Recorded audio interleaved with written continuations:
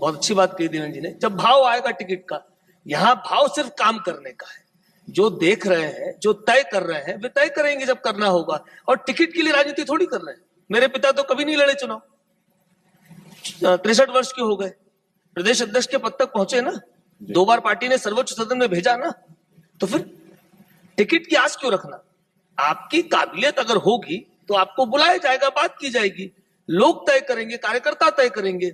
मैं कौन होता हूं मेरे बारे में निर्णय लेने वाला? काबिलियत का पैमाना क्या है जी, काबिलियत का पैमाना क्या है? कब काबिलियत का पैमाना है आपकी स्वीकार्यता, आपकी बुद्धिमत्ता, जनता के बीच में किस तरह काम कर रहे हैं, कितना काम कर रहे हैं, किसके लिए कर रहे हैं, कितनी देर तक कर रहे हैं, कितनी देर तक कर रहे हैं। और जो जिनको तय करना है वो कॉपी पेन लेके बैठे हुए हैं, डेली देख रहे हैं हमारे कामों को। यहाँ आकलन बहुत बड़े स्तर पर होता है। किसी एक व्यक्ति विशेष को प्रभावित करने के लिए हम राजनीतिक जीवन में नहीं है। हम राजनीतिक जीवन में समाज को प्रभावित करने के लिए है, समाज के लिए है। और समाज तय करेगा कि हमारा भविष्य राजनीतिक जीवन में किस तरह होगा और क्या होगा। मितेंद्र दर्शन सिंह, आपके पिता भी बहुत टिकट के लिए प्रयासरत थे, आप कहां से हैं? मैं आपको भले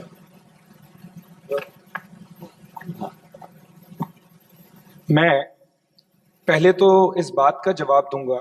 जब आपने मुझसे पूछा कांग्रेस पार्टी के बारे में, तो आपने देखा होगा मैंने सिर्फ एक पॉजिटिव भाव और भावनाओं से उस बात का जवाब दिया।